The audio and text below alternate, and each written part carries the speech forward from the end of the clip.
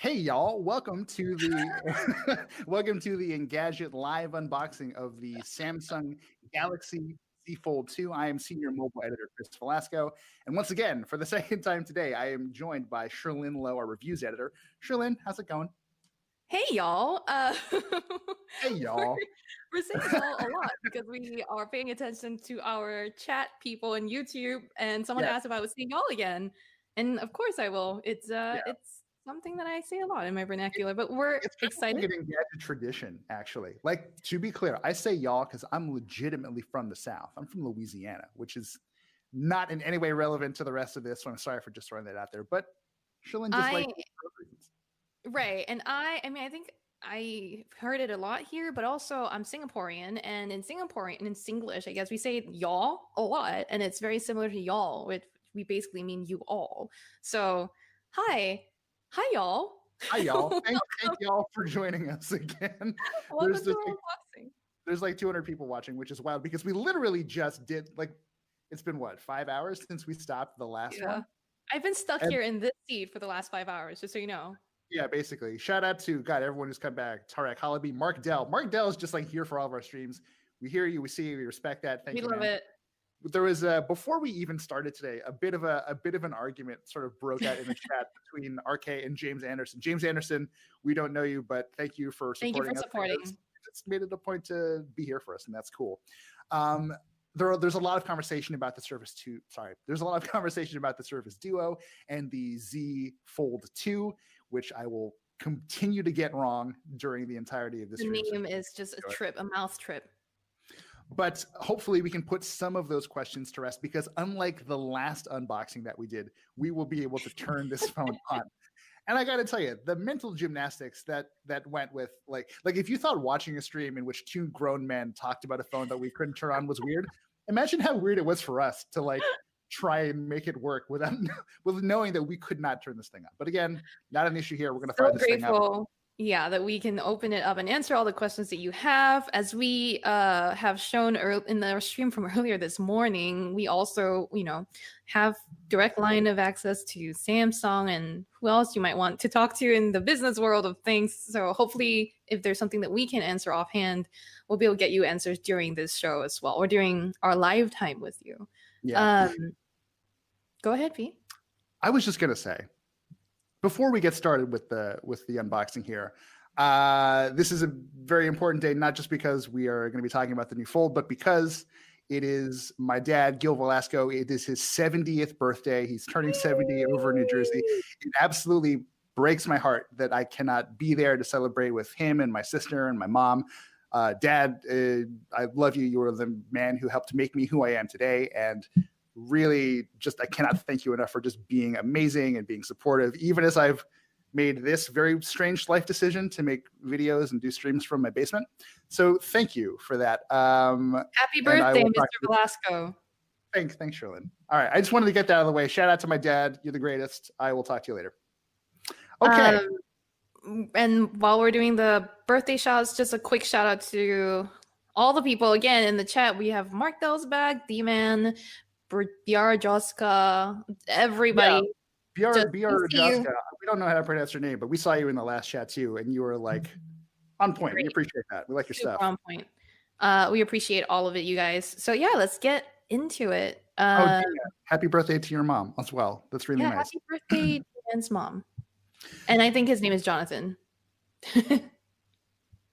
Oh, okay. Perfect.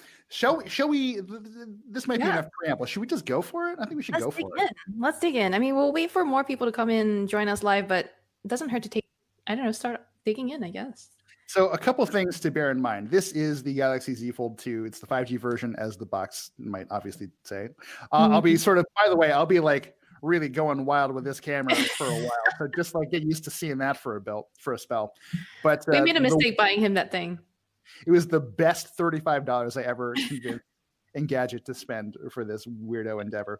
But so this does appear to be mostly final retail packaging. I believe the one difference you'll notice is there will be more information about the sort of VIP service in the final retail model, which I don't think we're getting in here. But aside from that, this should be the full thing. So shall we? All right. Shout out to George in our chat who says this is one beautiful box, one gorgeous box. Is that possibly Verizon, George? Verizon George, yes. Shout out to Verizon George. Hey pal, I don't think this is Verizon units. You're gonna be a little disappointed, but Verizon George is right. This is a beautiful box. We've got sort of a butterfly thing going on here, and the box sort of opens like so. We've got a question from Mark Dell about whether there's a non-5G version. You know, it would stand to reason that there would be, because they do keep calling this thing the Galaxy they call it 5G. They have not confirmed that for us. So Sherlyn, actually, if you don't mind trying to I will and figure that out. So we've got a change the shape of the future little flyer here just to kind of talk you through the achievement that Samsung thinks it has done here, which is, in fairness, pretty impressive. I'm really tempted to read this in my Tom Brown ASMR voice, but I don't think I will, because I respect you all too much. But let's change the shape of the future. Introducing Galaxy Z Fold2 5G. Reimagine the all right. Forget it. There, we have a question if there is a CPU heatsink fan on your left. Yes, there is. So in addition to this being like my basement video space, it's also my workbench for some things, and my Asus Ryzen 7 3700X was running like trash. So I swapped out the stock cooler for one of those big ones that normally come in brown. Linus likes them a lot. The really sort of big, obnoxious CPU coolers. Just cracked open this thing, which honestly seems like a huge waste of space. Cool. Huge waste of space. It's a box that's mostly there as a spacer that includes the world's thinnest quick start guide. And most boxes are like that too. It's true. And this thing for a SIM removal tool. So, hey, Samsung, I get what you were going for here. Maybe let's look out for the environment and have less of those little spacer bits in there. But we're now getting to the big stuff. Let me just the phone itself. There we go. Oh, hey, what's up, friends? How's it going? I'm Z Fold2. Yeah, let's get closer. Let's get closer. Right. So,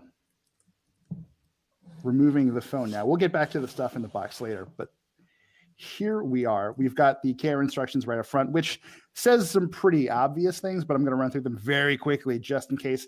Do not press the screen or the camera lens very hard. Do not use a pen or an S Pen as well in this case. Make sure there's nothing sort of anywhere near this thing when you're folding it. This device is not dust or waterproof. Exposure to liquid or small particles such as water, coffee, or sand may cause product damage. Weird that they would call out coffee specifically, but okay. Apparently a lot of people drink coffee with their folds. Go for Do it. not remove the screen protector film. So we had heard going into this that there would be a pre-installed screen protector that's different from the sort of softer plastic layer that we used to see in the original Galaxy Fold that didn't originally stretch all the way to the edges of the display, but we shall see. And there are magnets in here, so if magnets are a thing that you can't really have around, then you should be aware of that. Okay, got it. Hey, you're peeling that off. Yeah, there we go. Oh, yeah. I was worried we're gonna. Oh, hello, friends. Oh, hello. Ooh. So right off the bat, this thing feels absolutely phenomenal. Also, I guess quick shout out to the Samsung Galaxy Note 20 Ultra that's being used to shoot this top-down video. This is a remarkably dense piece of machinery. I've already gotten it kind of gross looking, so I do apologize for that. But it's obviously the same Mystic Bronze finish that we saw the Galaxy Note 20 Ultra in just a few weeks ago. We do have that much larger external display, which we'll fire up in just a sec. Mm-hmm.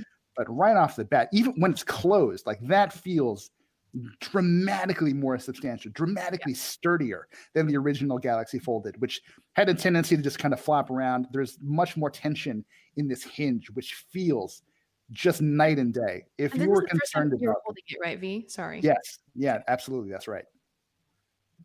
So you're saying if you were concerned about something else? Yeah, if you had any concerns about just sort of general build quality, because again, the original Galaxy Fold was maybe not the most thoughtfully constructed machine.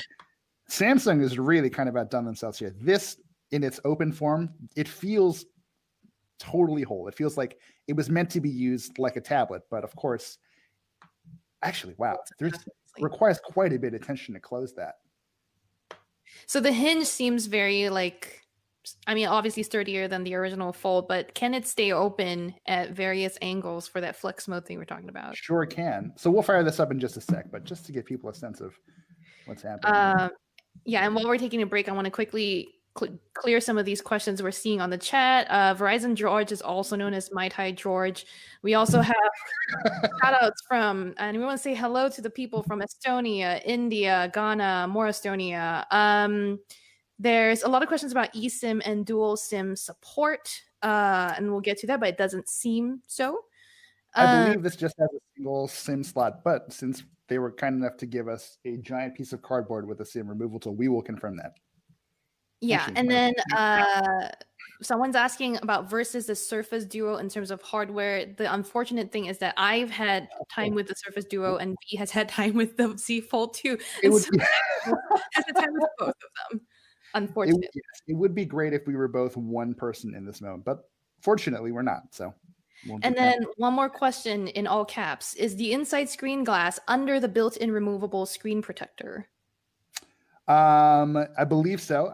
So yes, Samsung is using ultra thin glass under this main display. We'll check out the sort of screen protector situation in just a sec, but yeah, just a quick shout out. That is a T-Mobile SIM in there, so sorry, okay. Verizon. Sorry to Mai Tai George. And that is also a single SIM slot, so you're not able to throw a micro SD card in there, and there's no second SIM slot for another phone. So you've turned it on, and we're seeing the Android startup screen now. Yeah, I agree. Great Guy 2003 wants you to know that you are an adorable treasure. I think there's a decent chance they're talking to you, right? No, it says tell Chris he is an adorable treasure. There's no mistaking that was meant for you. All right, so I'm going to quickly log into this phone and kind of get things started so we can start playing with it.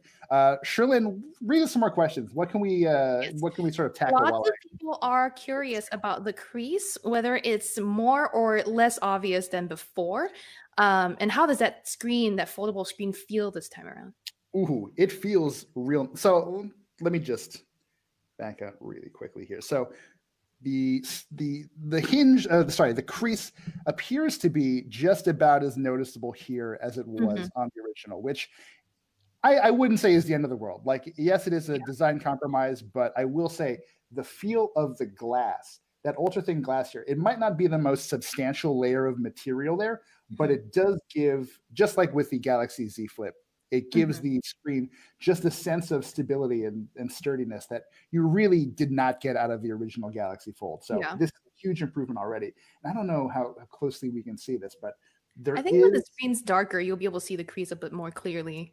Yeah, I'll throw up some images so we can kind of get a sense of that. But it's also worth pointing out that the screen protector does run right up to the edge. And you know, I'm very much one of those people for whom, you know, if I get a screen protector on a phone for the first time, like that sucker's coming off. But this thing seems like there's no distortion. Sometimes you see like a sort of a gritty pattern. Air bubble, Air bubbles is also a thing that happens very frequently, but I'm not seeing any of that here.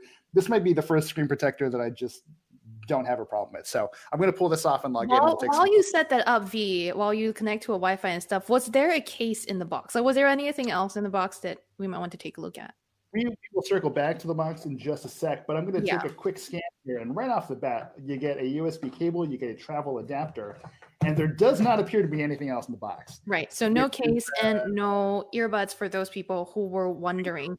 Some people are asking, and I'm pretty sure this is a joke question. Some people are asking, what does it smell like? So. Oh, all right. Hold on.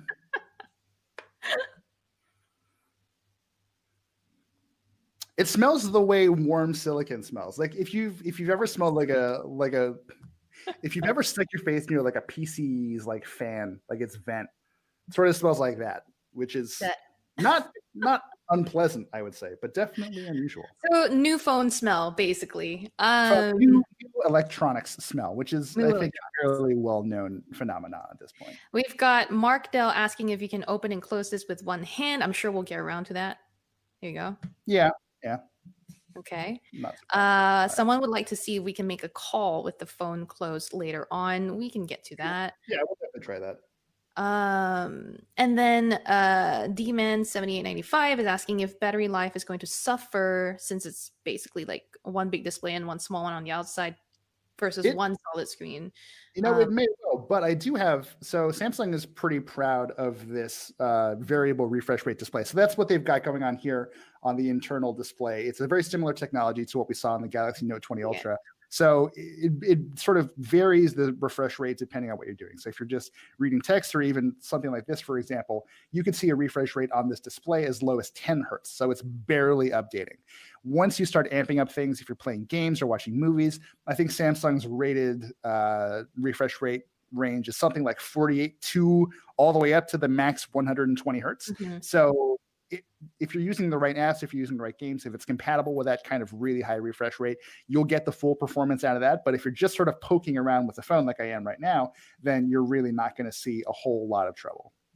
And because of that, I think the battery should last a little bit longer than if you were just using it at 120 hertz all the time. We've got people asking also to see the multitask mode, which we will get to. He's currently still setting up the phone, so we can't multitask yet. You guys don't need to know what my unlock pattern is. No one wants to know that. Well, I don't want to know that. I feel like some people would want to know that. Some people want to know that. Someone's pointing out that the Mystic Bronze only has the frosted glass option, so that's not great. Yeah, I mean, yeah, it's an acquired taste, but it's one I feel like a lot of people could get used to pretty easily. That said, I'm really kind of miffed. Not miffed. I'm a little less sad that no one seems to have gotten the black version, which I'm really interested in seeing. Yeah, that might have been someone earlier today asked about the black, whether it's a matte option as opposed to a glossier version. Shout out to Gabby00. Thank you for the nice comment. Suyash Gogate is asking, does the screen feel soft or mushy to touch, or is it relatively harder than the first Fold? I think we did get sort of answer that. That the ultra thin glass that's here that the original Fold didn't have does make it feel a little bit sturdier and smoother. Yes, it feels much sturdier than the original Fold by far. I wouldn't say it's quite as robust as a regular smartphone, but that might be me just saying that because I know that it's not. In terms of feel, yeah, it feels pretty normal, which is maybe the nicest thing you could say about this. So the other thing people are asking for is if you could hold up a conventional phone next to this. So like your iPhone or like So as I sort of get this thing set up. So here I'll get in tighter. So this is the Z Fold2. Here is clear all your notifications. No one needs to see. Here is an iPhone 11 Pro Max. And I would show you the Note 20, but I'm literally using the Note 20 to shoot. I'm counting on the best hardware to shoot this, and so I'm using that. So there you go. It's almost literally the size of two regular phones. Now we've got people also asking about, and I'm sure you know this already because you wrote it in our post for Engadget.com, but obviously people want to know how it tastes, and we're not going to do that because I mean, look, if you really, really want to know, you're gonna have to wait. It'll be in the full review. We'll get there. This is another thing I need the phone for. So people are also, and I think we addressed this, but the 120 hertz screen refresh rate is not supported at that native resolution of more like a 1768p, but at 1080p. Exactly. So again, you're going to have to make that trade-off between like the absolute most pixels possible on your display versus having something that runs at, in my experience, a perfectly fine level of sharpness, and then getting the battery savings and the sort of smoother performance out of that variable refresh rate display. Right. So you don't have to be stuck with 120 hertz if you don't want to. Lots of questions about a comparison against the Duo, whether the hinge is the same. I think it was Mark perhaps that said that it looked like you had an easier time opening the Fold with one hand, which was fairly hard to do on the Duo. That's very possible. If I am having an easier time sort of opening and maneuvering this with one hand, it's because this thing is considerably narrower. Like if you haven't seen the Duo, it's probably about that wide in comparison to the Duo. It's a very wide phone, which makes one-handed use really, really difficult. Yeah, I agree. The Duo is nearly impossible to open with just one hand. Whenever you do have a second to check if the charger in the box shows the wattage, that would be nice. Oh yeah, good point. I will check that in just because it was not in the spec sheet that we were given, but it does say it supports fast charge 2.0 or quick charge 2.0, and I can't remember off the top of my head what that speed is. We've got a lot of people saying, I recognize a name from earlier today. I think Shini Kyokai, I think. Oh yeah, joining us again. And there we go. That is the Galaxy Z Fold2. There you go. Look at that. Again, let's get an iPhone next to this just for size comparison. Don't naturally assume that I'm an iPhone person just because I happen to have an iPhone handy. I do use them very frequently, but I mean, right off the bat, this screen looks awesome. We should probably get some. What would be a good video? Just like that. We've got questions about how easily does the screen scratch. Oh, hey, we will. If I find that out by accident, I will let you know. Yeah, we're going to not deliberately try to do that. like I said in my in the post sort of advertising this stream on Engadget.com, this is our one review unit, and it's kind of in everyone's best interest for us to test it while it works. So if I screw it up, which I cannot rule out, I will let you know how poorly it withstands that stuff. Russell Ryan said that they ordered the black version and it does look very glossy. So we don't.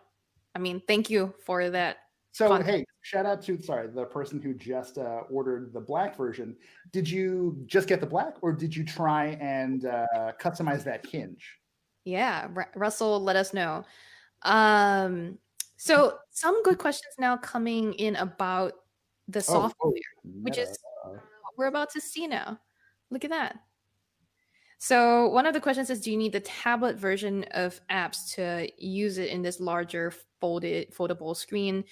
And I think one of the features that Samsung said was available here is that you can change the UI to be a bit more like a phone or a tablet if you want to for that screen. So maybe we can go into the settings and do that later on. Let's we'll have a look at that. But it's my understanding that as you're sort of starting to use this phone, the app that you download, if it has sort of a tablet specific view, you'll get that on the main screen, and then exactly how it sort of manages the transition between this and the smaller external display kind of remains to be seen. So let's actually try that out with something. There should be some Microsoft apps here. You want to not show people your unlock code? If you're somehow in the same place as me and you happen to steal my phone, good on you. Like here's the thing. That's what it is. I'm an idiot. So he's gonna change this after the stream. I'm probably not. So please don't rob me. So I actually expected the Microsoft Suite to be installed right out of the gate. I'm having to install that now. So I will try that and sort of see how it handles the transition between sort of more tablet-like interfaces and the sort of standard phone stuff. Calendar was probably a example. A quick shout out to everyone in the chat. We're still slowly making our way through your questions, but I'm sure we'll get around to answering all of them as we start playing with this thing. This might be what I'm most excited about, having like a really nicely functional external display. So people want to see what it's like to use this phone folded compared to a regular phone. Sure. So yeah, those are exactly side by side like that.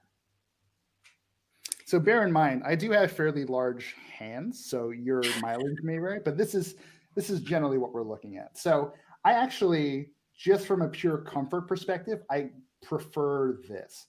Like we've seen companies embrace 21:9 displays, like super tall displays, and having that just sort of makes holding and reaching a little more manageable. And even as someone with big hands, like I would prefer having something like this versus this iPhone, which I've been using for quite some time now, and frankly have come to really not enjoy.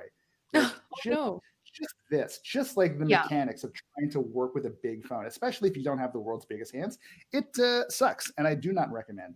So I'm feeling this. Whenever you have time to dip into the settings, let me know, because we would love to check out that refresh rate question just to get confirmation. Let's do it. So let's jump into the settings, and I wonder how. Let's go to display, I think. Oh, you want to get closer? Yeah, I was just wondering if I could focus up on this, or if I could force the note to focus, but it seems to just be doing whatever it wants to do. So yeah. Okay, so we're going to look for the refresh rate option to see if it's disableable. Right. So right out of the gate, it's set to adaptive. So you are running between 60 and 100, between 10 roughly and 120 hertz. But that does also mean that if we jump out and just double check the resolution here. I'm trying to figure out the focus situation here, but the note just kind of is doing what it wants to do, and there's really no way to force it to focus. We're going to try to keep this as focused as possible for you guys, so we can all see the text very clearly. but bear with us as we look for the setting options as well. So the screen zoom section is also going to be pretty interesting because Samsung was talking a bit during its presentation about how, you know, you can get sort of the big version of a smartphone view on this main internal display, or you could dial down the DPI basically and get something that feels more tablet-like. So let's actually, right now it appears to be defaulting to like, you get one big panel, like it treats this display as one big Like phone, a tablet, right? which is fine, but maybe not what anyone actually wants to use this phone for. Let's jump back out into screen layout. And okay, so we've seen the font sort of change. This all kind of looks the same. So this is the so-called like difference between that tablet interface and phone-like interface, right? At least when it comes to the standard interface. And to be honest, Samsung made it seem like there was more of an in-between option where you kind of get the best of both worlds. And I'm not seeing anything really like that. This does seem like a fairly binary choice. So as we maybe flip the phone to see if no, but you're in the right orientation. Maybe you need to bend the hinge a little bit, and we'll get into flex mode later on too. But the flex mode, but yeah, you're right. It doesn't seem like a major difference on the screen refresh rate, though. The two options were what, 120 hertz and 60. So yes, if you want to run at the full resolution, the full internal resolution of this display, then you do have to sort of live with have to live with the 60 hertz. And when you pick 120, does it change to 1080p? Yes. Yeah. Okay, that's just clarifying because a lot of people in the chat were saying that you can't change the internal resolution. And we're like, okay, well, if you switch to 120 hertz, it will change it to 1080p. So there you go.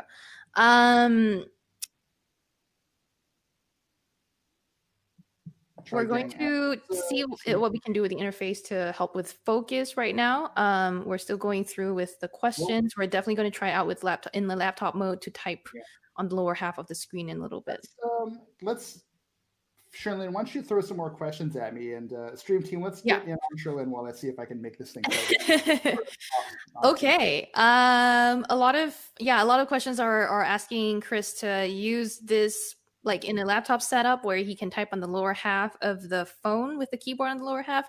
We're about to get to that. We're just trying to see if dark mode is going to help with focus a little bit better. Now, a lot of people are also asking about typing messages and sending messages on this phone. So once we get the phone back up, we're going to do that.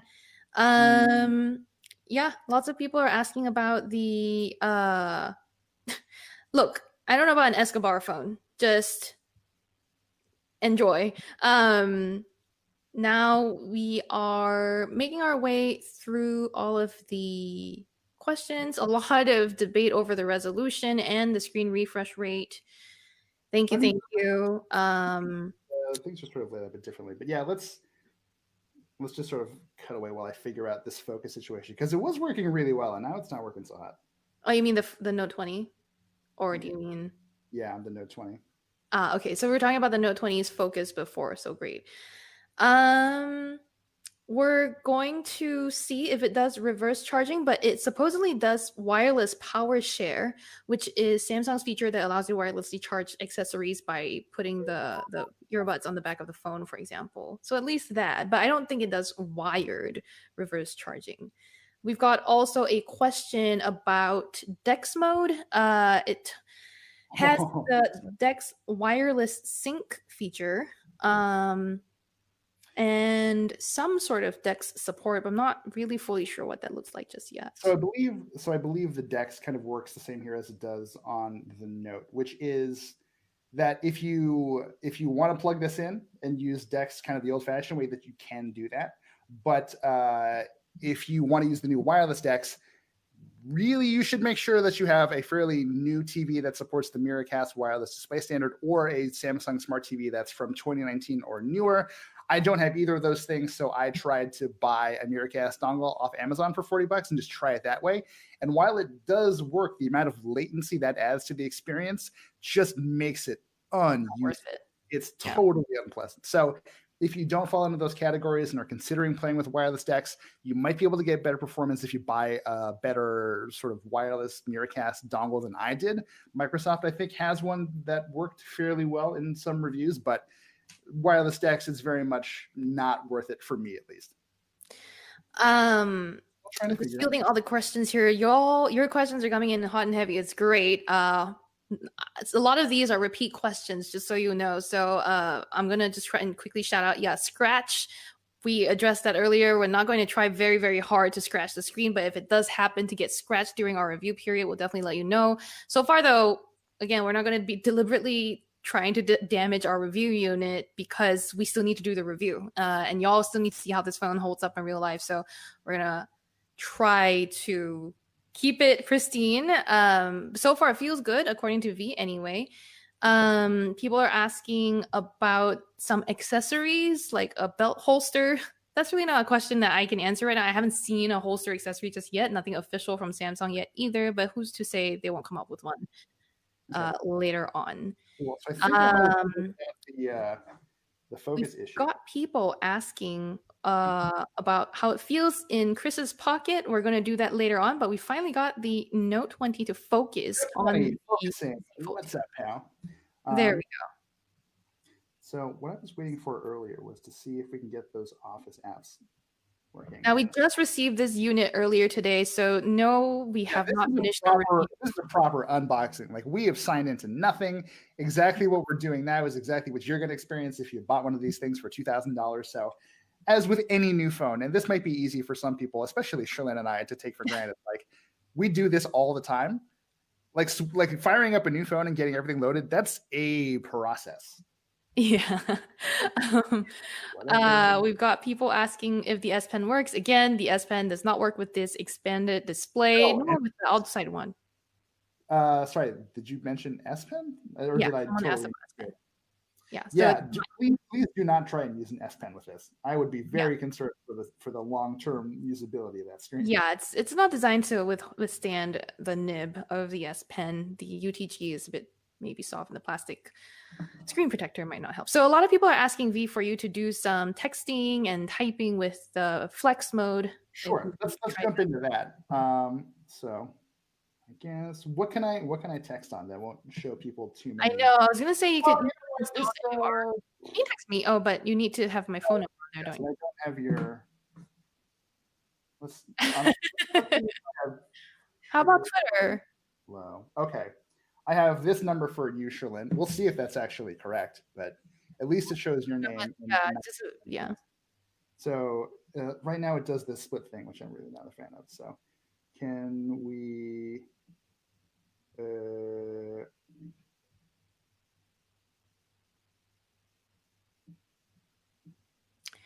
While we're figuring out the keyboard scenario, as you can see, it's finicky. It's slightly tricky.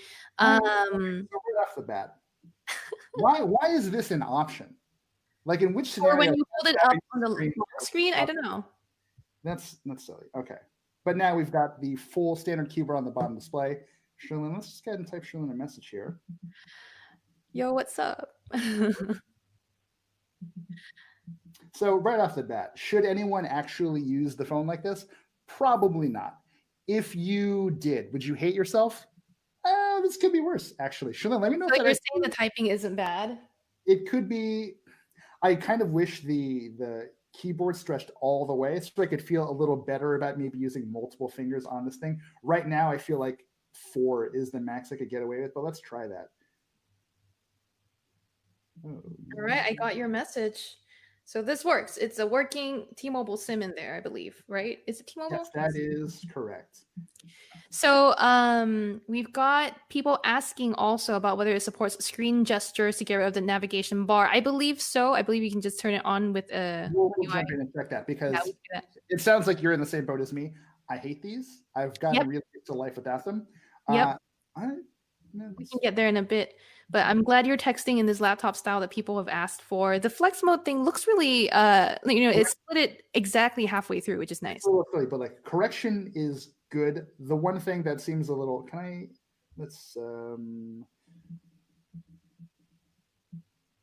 so it would be nice to have the send button down here as well, because naturally, like I feel like I want to treat this like a chat app. So I type and like want to reach for an enter key that's right next to the keyboard, but it's not.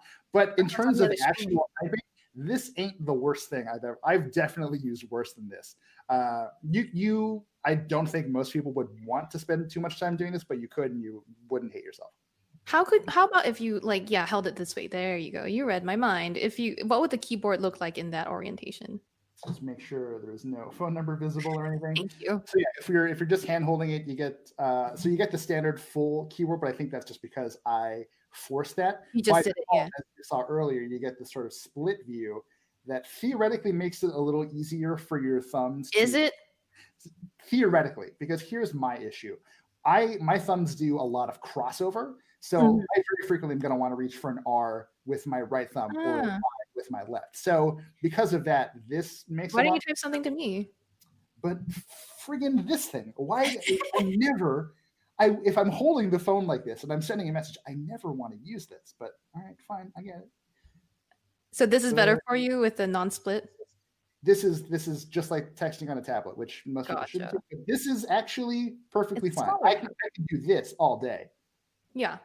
All right. So I think we should have satisfied the people who've asked for the typing and texting experiences. We can take a look at that gesture navigation thing really quickly, or anything else that we might want to sort out really quick. But yeah, we have the swipe gestures. Someone's asking, and I promise you this is not me, someone's asking about selfies. I mean, hey, tell you what, I'm going to take a selfie right now. No one. Well, let's see. How best to do this? Stream team, let's cut to my straightforward camera. There you go. Wow. Shout out to our video team, by the way, who's on the back end supporting us with this live stream. So now I'm looking at myself, and I'm able to take a selfie using this main camera. But so there is isn't there a mode that allows us to see it too? Yeah. How do we do that? When you're taking a picture of me, I should be able to see it on the cover display. Oh, so okay. Let me just show you real quick. We switched. There's a little toggle in the corner that does cover screen preview. So shout out to Riley Myers, who asked for a shout out. I don't know what are you looking at? I see it. I see. Yeah. Oh, you're just looking at my basement. I see whatever your camera was staring at. I don't see it anymore. Yeah. Okay. That's why. And now I see it. Okay, so what was happening? Yeah. So right now I'm pointing at my camera and a couple light boxes. So if you happen to be here in front of me, there you would see yourself. You could frame yourself up perfectly. Fantastic. Shirley, this is going to be a bit weird. Looking at my cover display right now, are you seeing the camera and the tripod dead center? Yes, I am seeing it more or less center. Yeah, okay, you just zoomed in and it is center. And then you have two orbs. You have a light orb on the top right and a triangular thing on the bottom left. Cool. I know that's a weird thing to ask. I just wanted to find out because I had the tripod perfectly centered right in here. So you are getting exactly what's in the center of view. Obviously, since the cover display is much narrower, you're not going to see what's happening around it, which may or may not be great, but you do also have the option to take a photo while the phone itself is closed. Okay. So, look at that. Hey, what's up? What's up, fam? The phone is not that focused, but I think we don't really mind. Got fixed focus back there here. You go. Okay. Wow, that's a real close-up. Oh my gosh. Yeah, what's up, fam? Yeah. Oh boy. Okay. Camera stuff. We've got people giving you keyboard suggestions like swipe, and also if you switch to swipe gestures for the navigation, does it make the keyboard flood the bottom half of the screen more? Does it take up more space? So I actually have just enabled those. Yes. So let's see if it's different. Keyboards. It still has that bottom. Still like a dead around. But the bottom row, though. I mean, if you like this looks pretty the same as it did before. Pretty standard. Again, we've got a lot of questions about comparisons hand feel wise to the Surface Duo, which we can't do unfortunately because neither of us has held both of them. I've held the Duo and V has held the Fold 2. So this is a very difficult question to answer. That said, I mean, Microsoft did a great job with the hardware. I think that's pretty much difficult to question. And I think the Surface 2 has a lot going for it because it is, when it's fold, I believe, quite a bit thinner, right? It looks thinner, yeah. Gap going on there. So this is a very pronounced gap. Obviously, there is the possibility for stuff to kind of get in there. Samsung has tried to fix things a bit by incorporating what they like to call sweeper technology into the sides of the phone. So we've got this hinge that disappears when the phone itself is open, I guess, and small bristles right under these edges here. So as the phone is being opened, those brushes sort of push whatever debris that might be on the hinge out. So it's not going to wind up inside the phone when the thing is fully open. That's a pretty brief explainer. I just like the fact that Samsung calls it sweeper technology. It is in fact little bristles. Like, I don't think it needed the name, but we've got also people wanting to know what YouTube looks like on that unfolded screen. Does the full video, take up the whole screen? So let's watch a nice Engadget video. But those are the ones we have clearance for. Hang out with Linus for a while. Love that guy. What is the Remarkable? Let's do the Remarkable. Why not? I don't like the way I look in that video. Oh. All right, so here we go in standard. I'm holding it vertically, so like the two halves are in the two sides, or each of my hands here. We can stretch it out, and then so again, we're getting pretty considerable letterboxing, but it's not so bad. And I think, well, first off, let's crank that up, and then. No. So this is basically just what you're stuck with. And it is kind of unfortunate. This camera cutout, this small hole, is quite a bit smaller than the notch that we got in the original Galaxy Fold, but it is pretty noticeable. And having that placement right there does kind of make it hard to miss if you're looking at videos like this.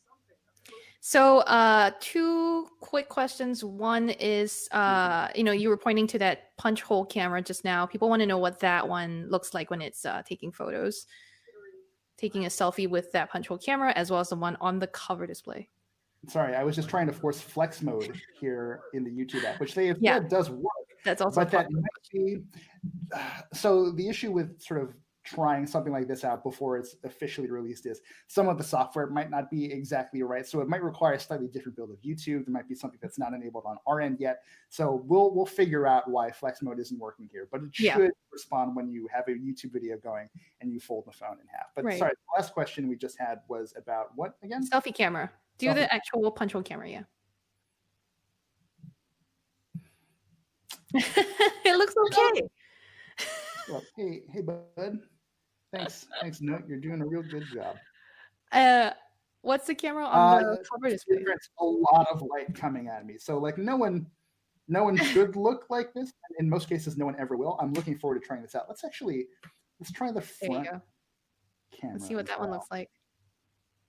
Oh, actually, it looks like it has better color for some reason. Oh, is it because of the Super AMOLED? I don't know. Nope. It's tough to say. You're right. It is rendering the color of my face just a little differently, and I can't account for why just yet. It's definitely a different sensor. So, there might be differences in processing there, and also just the raw data that's coming through. But here, you can check this out. There's a little toggle right there that says selfie, which obviously lets you know that you're trying to shoot your own face in this mode. Is that the AI photographer at work? No, I think this is the mode where you're able to sort of flip it. Oh, so let's try that. Oh. Hey, there you go. What's up? Was that better? I can't. I can at least see myself, right? Can you get the wide angle in? Let's try it. You're not going to be able to see too much. Oh, look at that. Up here, we see more of the screen anyway. Yeah, cool. There's the boxes in my dirt ass basement. Thanks, guys. Really, really glad to take you on this tour of my home. So, flex mode. People are wondering if it only works in landscape mode. Well, I'm trying to find a good example of flex mode to show you. But I mean, generally, the whole point of flex mode is that when you have two separate halves of the phone that are acting sort of individually of each other.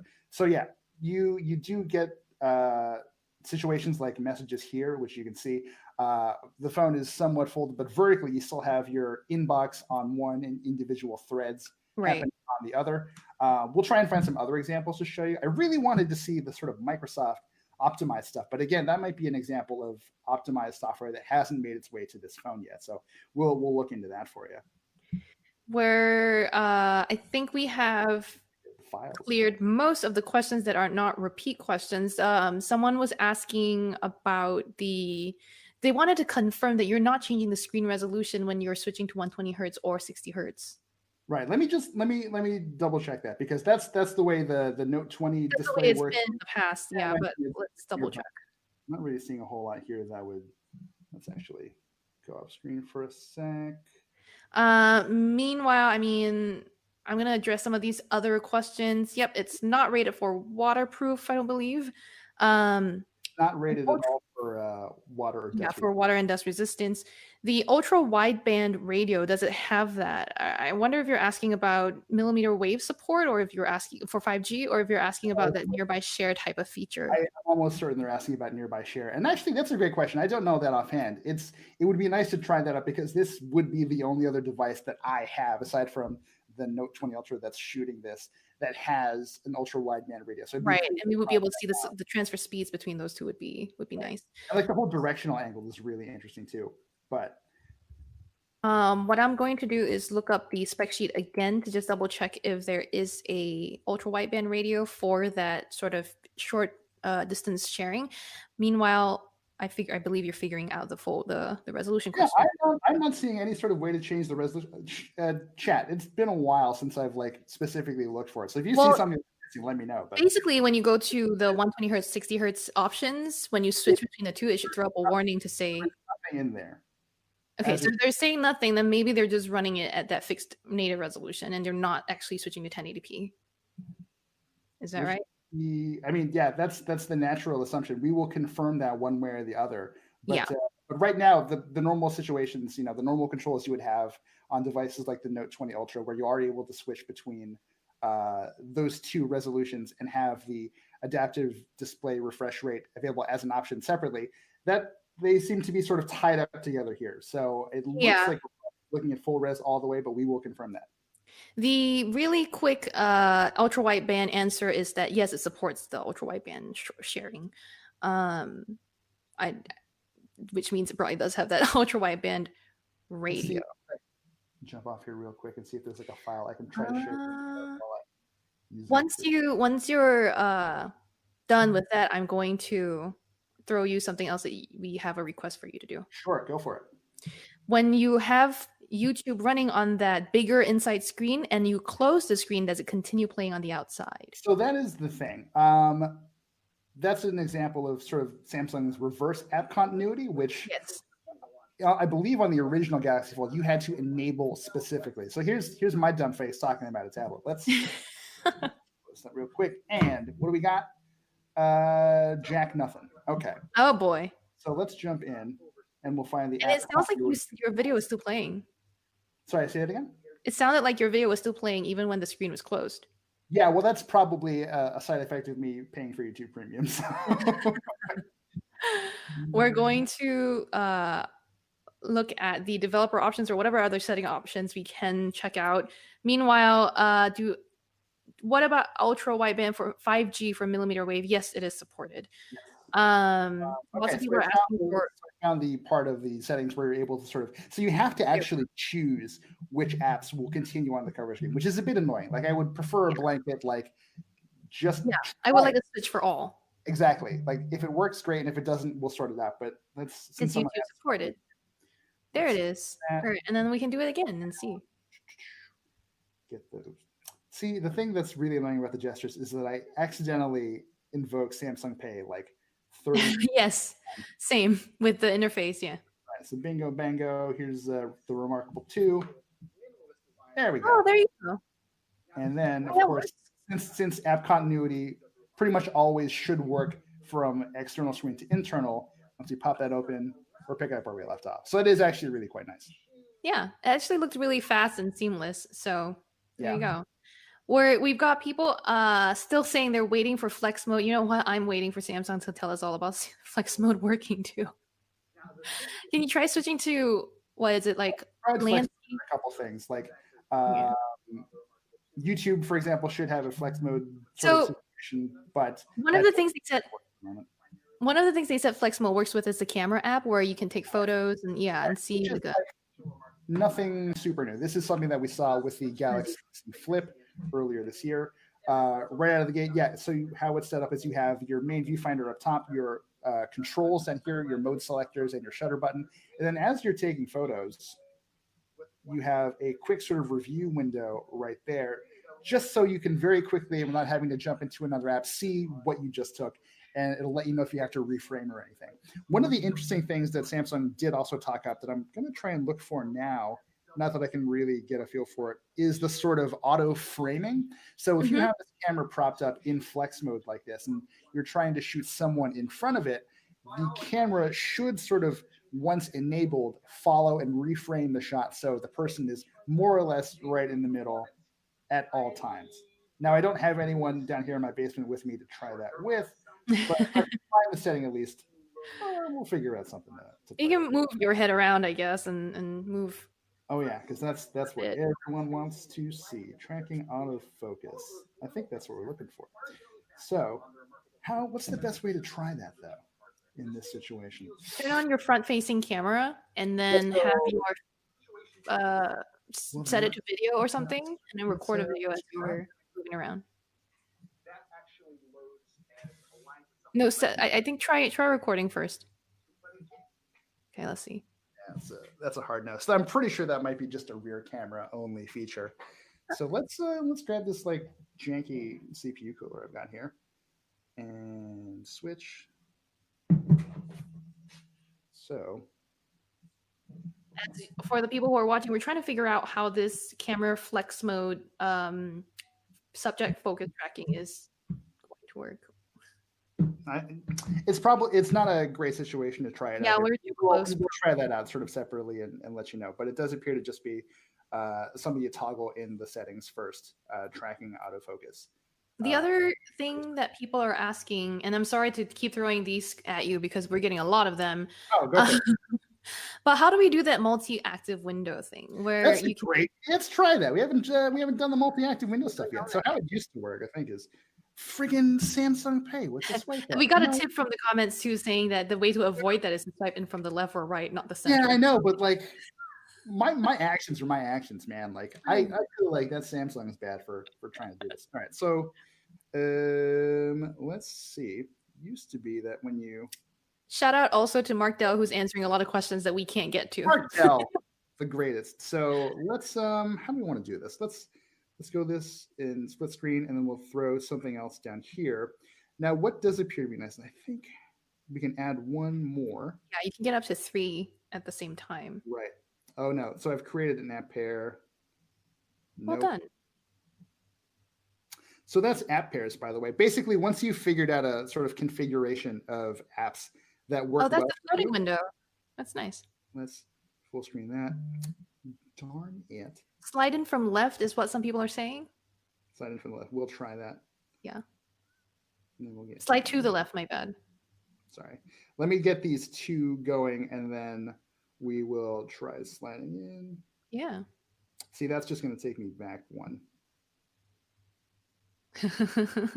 The joys of figuring out stuff on the fly and looking like a demo on the internet. Thank you for your patience. I mean, we are literally all figuring this out together. So we are, because y'all are, when you get the phone, you're gonna have to do this yourselves too. How about this? How about? So, how do we add a third app here? Can you? Yeah. Oh nope, that just expanded it. Yeah, that just expanded it. Is there the app's edge that helps? Does that help? That might be how we do it. Let's grab the calendar again, and yeah. So everyone's shouting out from the right, the app's edge. Yep, that's. Thank you very much. So yeah, app's edge is there, but it was my understanding that you're sort of using this middle kind of divider menu to add another app to the mix, which. So now that you have 2 open, you can't use app's edge to open one more? How am I going to do this? Let's grab... Camera? Camera? There you go. There we go. Deny, please. All right. Are we able to... it looks like most of the controls... Some of these we just can't resize, but actually... How about if you fold the thing a little bit so that there's a sort of... Oh, there you go. There we go. So it took a lot of trial and error, and thanks to everyone in the chat. Sorry for being a huge demo because I have not used one of these in a little while. But we do have 3 apps running at the same time, which Samsung teased pretty heavily. Bear in mind, this was a thing that you could do with the original Galaxy Fold. And maybe it was just sort of my headspace back then, but I feel like it might have been a little easier to figure out at the time. That said, this is a device that kind of chooses to reshape the way we interact with some of these things. So a lot of these interactions, especially imagine I've used one of these before and sort of had an inkling, however vague, of how to sort of get it going. And I had the benefit of all y'all in chat telling me what to do. Imagine a regular person trying to figure this out on their own for the first time. Like it's maybe not the most difficult thing in the world, but also, maybe not the most intuitive at the same time. Right. I mean, I'm with you. The people who are there telling us how to do it in the chat, you guys are more informed than the average phone buyer. But again, the average phone buyer is unlikely to buy this phone. I don't know. Well, that's definitely what I'm thinking. Yeah. And so what we just saw there, this is new. So I believe on the original Galaxy Fold, when you were running 3 apps at the same time, what is that? When you had 3 apps running at the same time, you basically had 1 vertical app and then 2 smaller apps in a side window. Now you're able to run an app that sort of spans across the bottom of the folded display. So that actually is really quite nice. And I feel like this is how I would prefer to have my apps set up if I am multitasking. But I think not the problem. I think my task for the week or so I'm going to spend trying to test this thing is trying to figure out what app pairs really make the most sense. And if you guys in chat already have ideas of how you'd want to configure 3 apps at the same time, let us know because we'd love to try those out too. Yeah, what are your trio of apps that you would do in this situation? Shout out to Shini Kyokai again, who has a hilarious analogy for Samsung Pay. Samsung Pay is like that college roommate who keeps asking you if you want to watch anime together. Wait, what's wrong with that? Well, just they keep showing up, I guess. I don't think I was that roommate, but I also don't think that guy was that bad. That's we're not saying that. Oh, so you're saying Samsung Pay is worse than that guy. Okay, I get you. No, maybe I was I that guy? That's a conversation for another time. We're not going to get into that. Here's a question. People were asking, is the phone running hot? So here's really interesting. I'm surprised it hasn't come up sooner. I am personally running hot because I'm in my warm basement with multiple lights going. But even as I'm sort of like futzing around and trying to get multiple apps running at the same time, the phone has not gotten appreciably warmer in any way. Like the Note 20 got way hotter than this thing has. Wow. Granted, I had used the Note 20 for much longer, so maybe this thing will heat up at some point. But right now, it's pretty nice. It's pretty breezy. Meanwhile, this Note 20 is running real hot. Oh boy. Oh, it's streaming high res. Exactly. Like it's using the camera, it's focusing, it's doing all this stuff. Like no shade there. Lots of people agreeing with us that the multi-window thing was not very user-friendly. Someone asked. God, I was so afraid you guys were going to think I'm an idiot. Which, to be fair, people think this is understandable. I am an idiot, but this could, I'm not crazy, right? This could be easier. Chicken Fried Corgi asks, is there no tutorial when you start the device up? No, there isn't. So in fairness, I did sort of whip through it, but there was one thing that sort of, actually, no. The only thing that I saw that even came close was something that said, it basically reiterated the stuff that was on the screen when you open up the device, which was keep it away from sand and water and coffee and stuff. It was very much prescriptive to keep the phone working, and you get very little information up front into how to use all of these very sort of particular little tools, which, by the way, are what Samsung figures are the reason people will buy this phone. So a little more hand-holding, while I generally might not be a huge fan of, would be super helpful in a situation like this. Yeah. We got someone commenting what they would use the triple multi-window setup for. They said that they would use Shini again, saying Zoom classes plus Chrome plus WhatsApp at the same time. I wonder how the 865 Plus will survive that, because Chrome probably will suck a lot of juice, and then you've got the Zoom classes. For sure, like it's a memory hog. That doesn't sound particularly great. I will say, I am really curious to try and stress test this thing, because one of the really interesting things about the 865 Plus is that, I think this is a record, one of its CPU cores is set to run at just over 3 gigahertz, which I believe to it was my 3. knowledge, I think it was like 3.0 something. Let me double check right now. 3.09 gigahertz. Like, I believe that is the first CPU core that we've seen in a smartphone to break 3 gigahertz, which For a is smartphone, yeah. for a smartphone, yeah, which is for a smartphone pretty wild. I haven't seen any situations where that mild bit of extra horsepower really comes in handy, but that's what we're here for. We're going to try it out and find out. Okay, we've got someone wanting to just see how the front display works propped up by the hinge. You know what I mean? Like in tent mode, I guess, or portrait tent mode. So actually, that raises an interesting question of at what point, like how close does this thing have to be before it switches to the front display? So we're going, we're getting close to 45% here. Are you looking at the front display? Well, no. Well, I'm waiting for the internal. Oh, there it is. And then it makes yeah. So it pretty much has to be close. So you're not going to be in a situation where you have the phone propped up like this with the external display facing out.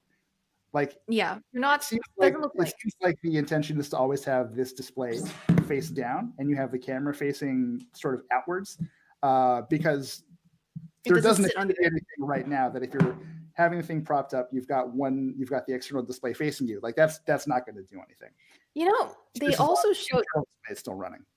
They also showed during the keynote watching a YouTube video on the cover display, on the outside display, while propped up on the camera end of the phone. Do you know what I mean? Oh, yeah. Yeah, like that. And then put it down. Yeah. Right. And I suspect it works, but I think that the camera bump would make it very uneven. So that might... Okay, so I think do we get flex mode more or less sorted out here? So there you go. Yeah, that's what people were asking to see too in landscape mode, YouTube flex. Yeah, so this does a pretty working. You have, you can see it sort of Bill Hader at Google giving a talk, and then your sort of standard autoplay and sort of upcoming videos down the right that's side. A nice split of the screen. It's pretty desktop-ish, right? I don't know that that's like... So here's the thing. Is that actually flex mode? I don't think that's actually... Oh, flex it now. So I feel like do it in... Well, it doesn't do anything. Here's the thing. No, flex mode did a little bit of tweak. I know, well... Not really. Yeah, very... not even... I don't think this is actually flex mode. I don't think we've seen to date like true YouTube flex mode working. Unless this is it, which is pretty underwhelming. Because it's basically the tablet interface, and you can just sort of prop it up and still see it, which is fine. But I feel like I was led to believe it was something more nuanced and sophisticated than that when it is not. But to answer your earlier point, when the phone is propped up like this, you can watch it, but you got nothing on the external screen. Like you can't force it to run on the external. What if you close the phone, use the external screen to play YouTube, right? And then open it up slightly. Does it immediately go to the other? No, okay. So this in there. Oh, you're right. You can do that. And then you can prop it up on the other end. So you have to start while the phone is closed. Yeah. And then once you open it partially, there we go. So that was my bad. I got that one wrong. Sherlyn was right. If you start a YouTube video or something while the phone is closed and then open it, then you can prop it up and watch like this. But it seems like you sort of get more mileage out of it if you do sort of do the switch and start it inside. We got also more triple multi-window. What do you guys want to use this for? We got someone saying Peter Leno, I think, saying Facebook, Twitter, and Gram, which is the social media trifecta. Good for you. Do you really? Here's a question though for you, Peter. Was that your name? Peter. Do you really want that? Do you really want like all of that social happening in front of your eyes at the same time? Do you ever have like the one thought that you want to just blast out to all 3 social networks? I don't know. No. Well, I'm an extremely online person. Like I tweet very infrequently. I do these streams because I like looking like a demo in front of y'all nice people on the internet. But other than that, like I stay in my lane. I do my thing, and y'all can have a great time without me. We've got calculator, browser, and YouTube as another trio. Browser and YouTube. What is someone's going to have to explain to me the thinking behind some sort of personal finance type of deal. But Kelsey Nixon, if you want to explain why you use that would be great. Some people are talking about betting in sports scores. Our video producer Julio also mentioned something about Fortnite. I I mean, there's a lot of ways to use this. Now, I'm only getting to this part of the comments now. So Stefan, Stephen, you were asking about flex mode in YouTube. I believe we just showed you that. And then Mark and a lot of people talked about wanting to watch anime on the next live stream. Oh, you were just Can we watch YouTube and Netflix at the same time too? I mean, I don't think we need to clear some permissions. But... Well, let's I don't think I have YouTube installed on this thing. I can answer this really quick. Steven Cevallos, I'm sorry I can't pronounce the name right. Does this phone have Samsung Pay MST or just NFC? It has both MST and NFC. Is there another video app on here that we could try out? I mean, I guess I could just install Netflix. Oh, there is Netflix. It always comes pre-installed. Yeah, we've got people. Come on. We've got people also talking about two apps situations. So some of them are talking about browser and YouTube. Some people are talking about email and for sure. Yeah, email and web browser. Netflix, YouTube plus HBO Max. Come on, guys, that's ridiculous. That's video overkill. Wait, Sherlyn, what? So when you do yoga, do you use like an app? Are you like an app yoga person? Yeah, I have some yoga apps, but I'm more a live stream. Like I sign up for specific classes. So I'm adding myself as maybe slightly a bougie man, but I like the Peloton app. I like that they tell me how to do the yoga.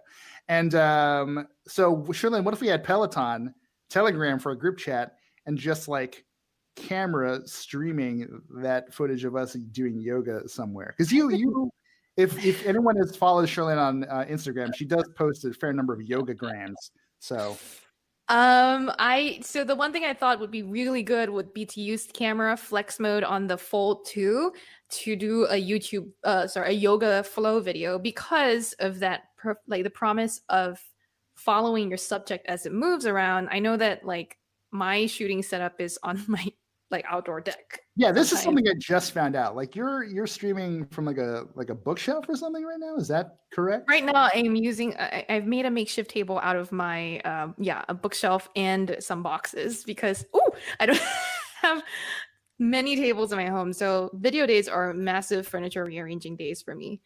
We've got people asking also, how heavy is this thing? I don't have the exact. I can give you the actual, but V, what do you feel? It's not so bad. It's definitely heavier than the original Fold, at least to me. Like it just feels like a more dense, well put together machine. Okay, so for the people who are looking for the number, it's 282 grams. And folded, the phone measures 68 by 160 by 16.8 millimeters, and unfolded, that 68 doubles to 128.2. So in case you wanted the dimensions on that. Now, here's a very interesting trio of apps people would use with multi-window: Lightroom mobile, camera, and an Instagram from Eugene M. I think that's... I like that workflow quite a bit. Well done, you. Solid workflow. I kind of want to get out in front of something with a bit of a confession here. So I think a big part of my review is sort of tackling how easy it is to fit a device like this into your life, because it is pretty chunky. It is pretty heavy. I'm wearing bike shorts right now, and those don't have pockets. So like, I'm not going to be able to put it in a pocket. That's my fault for not thinking that one through, but we will stay tuned for our full review, and we will have the full pocket report. We've got also questions about people asking if you can launch a game. I'll download one really quickly. It's not like this thing comes with any. I know. And then also a very popular request is a 4K YouTube video. I'll do that one first. Well, I think you can do that first. It's all here. One without Kelsey Nixon has updated us that they use YouTube and browser plus calculator for researching. So I don't know if you were like researching, say, Airbnb prices or renting, that sort of stuff. Okay, correct. I stand corrected. That's quite a good one. I'm an idiot. No, I mean, we're all figuring this out. You're dealing with a lot right now, by the way. We're all learning together, my friends. This is a collaborative experience. I want to thank you for joining us while I try and sort some stuff out on this phone. We've got people suggesting you could play Subway Surfers if that's a game, if you're looking for a game title. Sure, I will definitely give that one a spin. In the meantime, I've got one of my preferred sort of test videos going here. It's running at 1440p. Okay, that's what people were asking about too. So this is what we're looking at here. And granted, I am sort of, I'll get you closer, but I am fully cognizant of the fact that I'm looking at a really nice screen using a phone's camera. So trust me when I tell you, like the sort of blown out bits that you're seeing sort of around here, those look completely different in person. This really deep, really sumptuous colors. I mean, it's Samsung, so they're sort of really known for the quality of their display technology. And that is in full display here. I just wish you could see it. I don't think you're getting the full effect. We've got a question about, so just to clarify for the people who are waiting for a 4K video, the top resolution you can stream in YouTube is 1440 on Android anyway. At least with this device. Yeah, it's top. At least with that device. I'll keep looking. Why not? We've got questions about the cameras we both are using for our face videos. So Sherlyn, you why don't you take that one first? Yeah, I'm using the Logitech Brio for this live stream, and V, you're using a much better kit. Well, better in some ways and worse than others. This sorry, I was just sort of distracted by the screen. This is another test I really like. It's Jacob and Katie Schwartz, I believe. This is a 8K video of Morocco, which is just a beautiful country. Wow. And some of these shots are just like, go check out this video. It is absolutely wild in general. And to see it running at 60 frames per second on this screen, it's really telling. But to answer your question about my front camera, I'm using a Fuji X-H1 with a Sigma 50mm art lens. It does not work. So here's my problem. Sherlyn has the benefit of like having a fairly modern webcam situation, right? You're using a webcam. Well, the Logitech, the Brio is a streamer's cam, not a webcam. Yes. You're using like a proper streamer's camera. Mine is the camera that I use to take photos for Engadget hooked up to my computer. The only problem is I'm using it's a fixed focus lens. So I look great sort of in this zone, but if I get too eager and I'm really close, it looks like trash. I have about a foot between the edge of my desk and like the rest of my body that looks in focus, and then it doesn't look very great after that. So hilarious. Now the questions they keep on coming, which is great. Now what was I going to get at really quick? I need to run go back up a little bit. V, you were going to download a game, I think. Yeah, I will download a game. Stuart has just asked for a speaker test, and this is getting some pretty good audio. So I know this is like super janky, but so you've got sort of speakers on both sides, kind of on the left side of the device, more or less. I'm going to hold this speaker up to my mic so you can sort of get a sense of what it sounds like. But again, it's not going to be that great. This is hard, you guys, because we're streaming it to you. It's really hard to just do something and have you expect the same quality. And also, like, bear in mind, this is like the first time we've tried like the stream with the overhead thing here. So thank you for your indulgence. We just wanted to try something kind of cool for this one. I hope you liked it. Yeah, I mean, to V's point too, the caveat is that, even if we can show you a 4K video on this phone at 60 hertz, it's still going to be impacted by whatever camera we're using to stream you right now too. I know. So I wish you could see the way I'm seeing it. This video is beautiful. It looks great, but yeah, you're right. I'm getting some like hot spots because of the overexposure through whether it is the Note 20 that you're using for this, unboxing overhead look, or if it's we got, again, to remind people, we're nearing the tail end of our unboxing video with you guys. So a lot of questions that are coming in now for people who have just joined us could have already been answered earlier, like whether we already unboxed it. Yes, we did.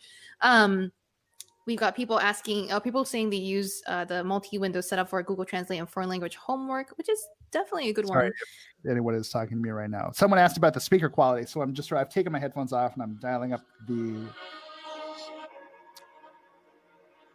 these speakers sound great. These speakers sound awesome.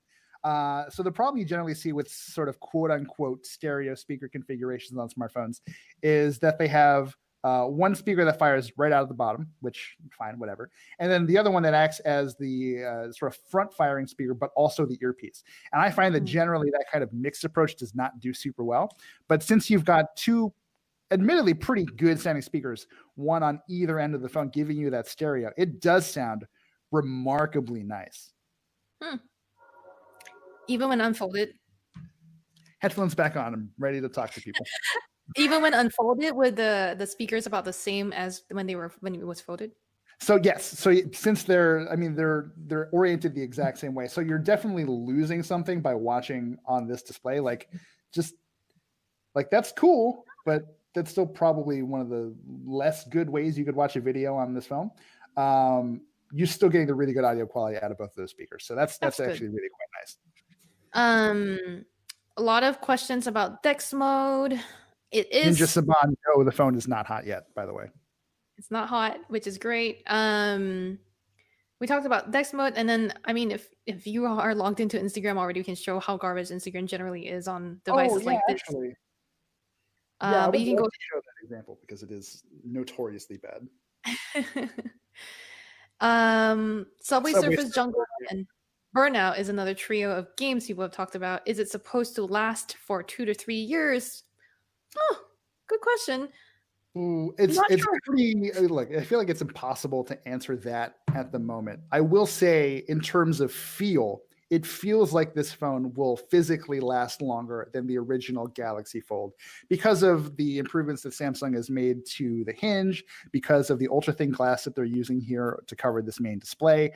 It feels much more sturdy, much more robust than the original. So I don't think I've heard of any horror stories. Like, a few of our friends use the Galaxy Fold as their daily driver, and they may be more inclined to use it differently or with kid gloves, but I haven't heard of any huge issues with the longevity of that device, and I expect this to be even better.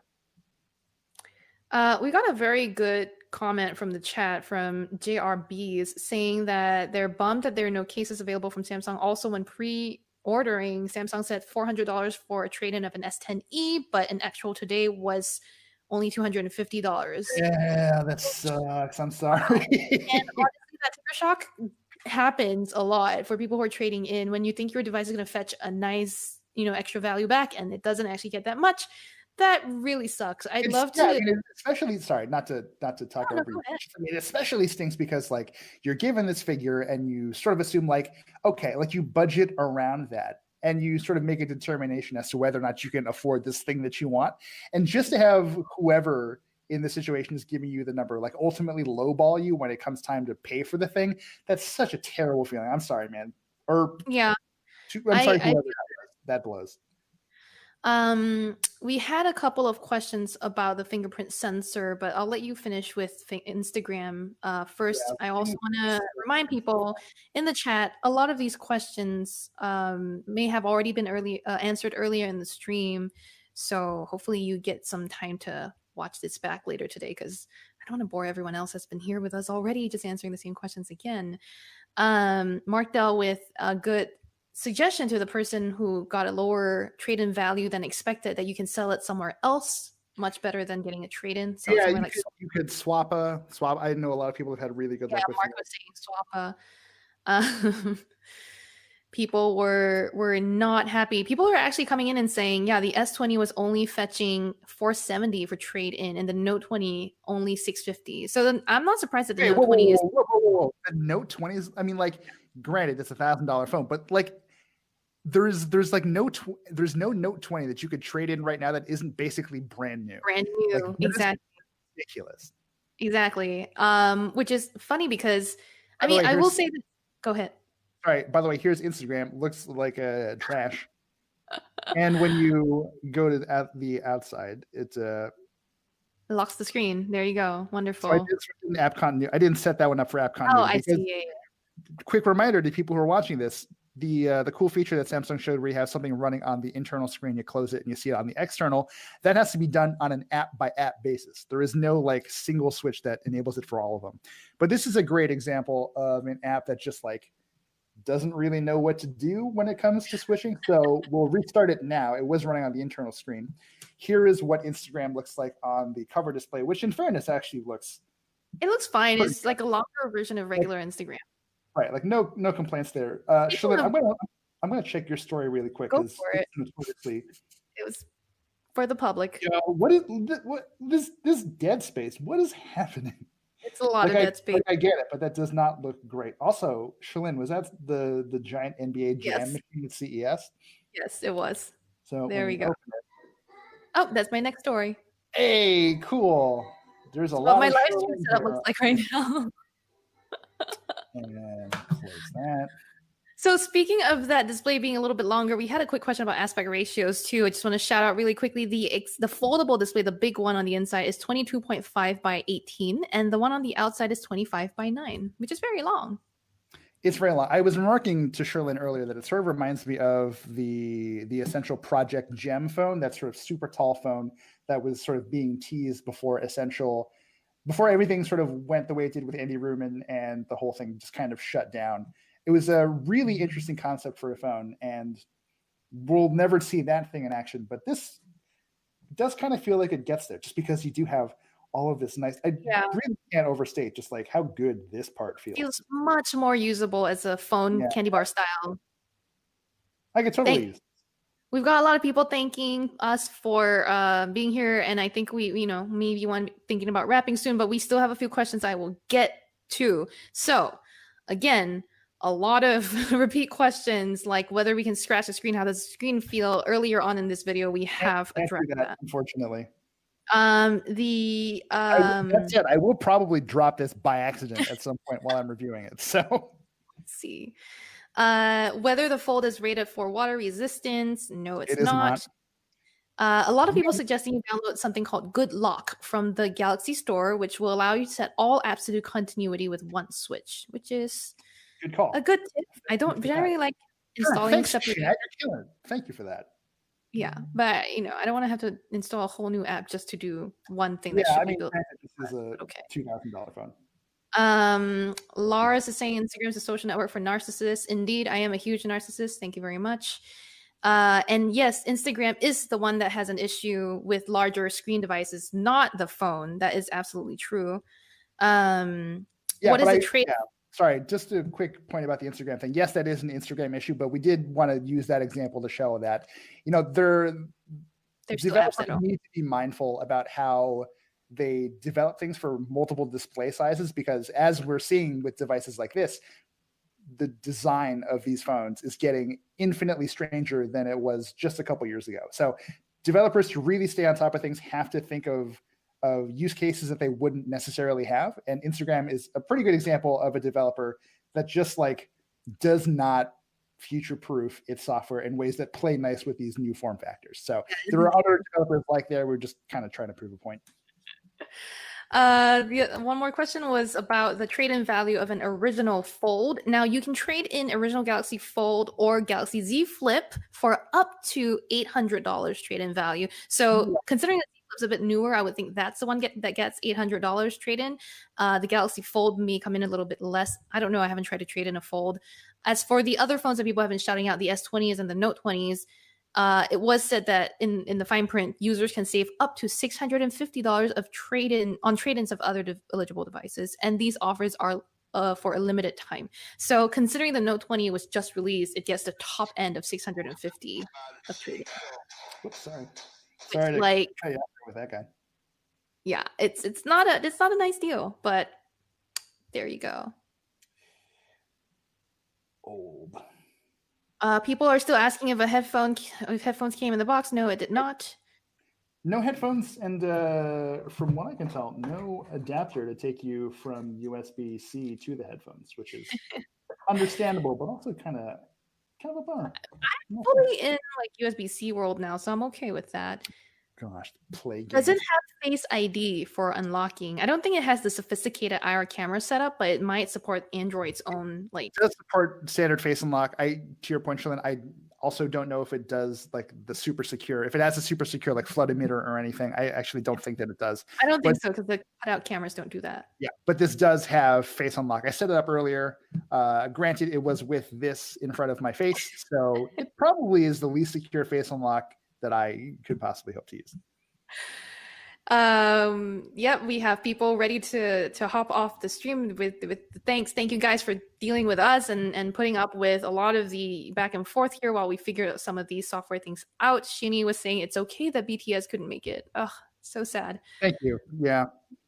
Questions about Sprint, whether the T-Mobile version will work with Sprint in the US. That really is a carrier question. It's very hard to question. But this is actually a T-Mobile spec Z Fold2. God, that name just like refuses to stick in my brain. This is a T-Mobile spec model, so I'll see if I can't grab a Sprint SIM and just like try it out. But yeah, I think it should probably. Yeah, it'll be an interesting thing to try out at least. Oh my! What? So people are asking what other faults that you can see so far. It's like some things that you don't already like. I mean, right off the bat, software again. Like it always comes back to software, right? Like I think the most frustrating thing about this stream so far is trying to figure out how to get 3 apps going at the same time. Well, I only figured it out because of the gracious people in the chat who thought highly enough of us to like help us out there. So I really appreciate that help. But if you're a person walking in cold who has no experience with a device like this and really, just like has been using a regular phone for quite a long time, the prospect of getting and wrapping your head around all of the really important little features that make this phone, that's going to be tricky for quite a few people. Mm-hmm. Brian asks again if there's a crease. There is. I don't know if you can see it from this angle, but it definitely is a crease. Yeah. Yeah. Actually, if I just there it is. There it is. Look at that guy. It's not super noticeable, but then again, so far I haven't spent too much of my time with my thumb just sort of running over this part of the screen. So you can tell it's there, but it's much more solid here than the original Galaxy Fold screen. So I don't think you're going to have to worry about it too much in terms of a lot of people are shouting the Good Lock app. I'm definitely going to go check it out. Seems like a lot of you like it. It seems like a power user thing too. Can we take a final look at the box just to make sure there's no wired headphones in there? So we've got people saying you can also request it from Samsung's website if you want or something. I'm sorry. I've emptied this thing out. You get you get your wall wart. You get your wall wart. You've got a USB-C cable, and that, my friends, unless there's wasn't supposed to do that. So there is nothing else in there. Okay, so our review box, at the very least, did not come with the headphones, but some people are saying that you can ask for the headphones that are AKG. We'll see. Sure. Just $2,000 phone again. Just give them to me. But fine, Samsung, whatever. Which makes people angry, right? They're saying that the extras should come with something that's so expensive. I personally agree, and maybe this is me thinking out of my own pocket, but like, when Samsung sold the original Galaxy Fold for $1,980, they were asking for people to be guinea pigs. And it felt like in some way the extras were there to just like help you wrap your head around that. Like, yes, you're going to have a slightly worse experience than most as you sort of publicly beta test this thing. But here's some like nice stuff to help you out. Now that Samsung has seemed to figure out a lot of the issues that plagued the first one, now it kind of feels like, well, hey, it works now. You're good. You don't get any of the stuff, and that stinks. I cannot get behind that mindset. All right. I don't know how much longer we're going to go with this. Let me just about 15 minutes ago we were told 10 minutes more, so we're way over time. So you guys, thank you so much for your questions. We're going to keep working on our impressions of this thing. If you have more questions for us, you have one more opportunity to live stream with us, and that is this Thursday morning at about 11 a.m. Eastern. Chris is going to come on to the Engadget podcast live stream. This happens more or less weekly at this point, where we show you the behind the scenes of how we record the Engadget podcast. And that's Thursday mornings at 10 a.m. But around 11 a.m. this week, V is going to come on and tell us how he feels about the phone after a couple days with it. To be clear, we're also working on a review, but we just got this in, so obviously our review's not going to be able to go up today. But yeah, we'll have more thoughts and send your questions our way. Lots of good questions about jelly scrolling. Oh, shoot, jelly scrolling. Hold on. We're going to answer that one before we go, at the very least. Let's answer that one while I say goodbye to everyone. Sundip, who's 3 a.m. in India right now. Holy crap, you're a Sundip, thank you for hanging out with us, my man. That's really appreciated. We're super stoked you're here. Suyash, Gogate or Gogate was saying bye. Everyone, Jonathan, Renea, what a great crowd you've been. JRBs, thank you very much. Like, honestly, we cannot thank you enough for hanging out with us. At some point, there were like I haven't been keeping track of this stream. There's like 1,000 people watching us. Thank you so much for just hanging out with me and Phone and Sherlyn in my basement in her apartment. Like we do this because we think you guys will get something out of it, and we also just like enjoy hanging out with you. So that's very much appreciated. Now we're gonna do a quick jelly scrolling thing. All right, let me get in a position here. It's good. It's like a lot of text. I feel like the index finger is triggering the zoom. You know, I think I see a little bit. Oh, okay. So I see your table is shaking. So the thing about jelly scrolling is that it's very much the kind of thing that you have to look out for to notice. And I remember during our review period last time with the original Galaxy Fold that it wasn't until people pointed it out that I really noticed it happening. So as I'm doing this here, I am seeing, and I don't know if you can tell from overhead, but as I'm scrolling up and down on the right side, there's just like a momentary bit of lag, and the left side isn't updating quite as quickly. So there does appear to be a touch of jelly scrolling. Yeah, now that you know that it's there, it's sort of easier to spot. But I don't. It doesn't seem quite as pronounced as it did on the Galaxy Fold. But Samsung did tell us they had worked on some things. They had said that the higher refresh rate here should mitigate that issue, but I believe I'm still seeing it, and I'd love a second sort of sanity check from the chat if you can tell. But I will continue to kind of look out for this. It does appear to be jelly scrolling, though. People are saying it was more noticeable in landscape. Let's try that then.